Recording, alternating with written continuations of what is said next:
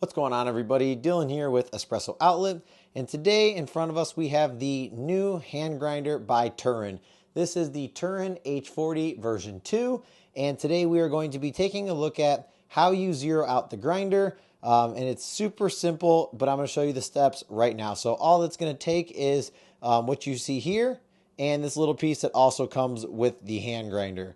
So first we're going to start by seeing where the zero actually, or where the arrow up here stops here. So if you come all the way out, you can see that it's loosened by the handle. And if you come all the way over here, it's obviously now tightened. And that is about 7 out of the 9. So it's past the 0, but we want that arrow to be on 0 to make sure that it is calibrated correctly. So to do so, you're going to take this bottom magnetic catch cup out.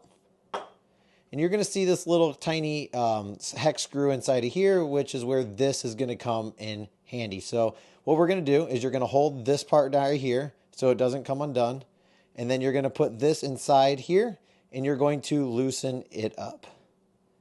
Doesn't have to be too much. You don't want to go too far to where you can now, as you can see, it is now loose to where you can push it. So now what you want to do is you want to make sure that this arrow is actually on the 0. So it is on the 0. That's past. So right there. So it is right on the 0, and this is where we want it to stop when we go all the way to 0 at burr touch. So you shouldn't have this like this when it sits at 0. So here's what we're going to do. So you're going to loosen it. You're going to put the arrow on 0. Now you're going to make sure that it does get pushed down all the way. So I like to push this against the table to where it's holding that on. And I like to push this down all the way. And what this does is it makes sure this gap around here, the burr gap, is completely shut. So right here, it's completely locked up. So now once you do that, you're going to take your screw that comes with it.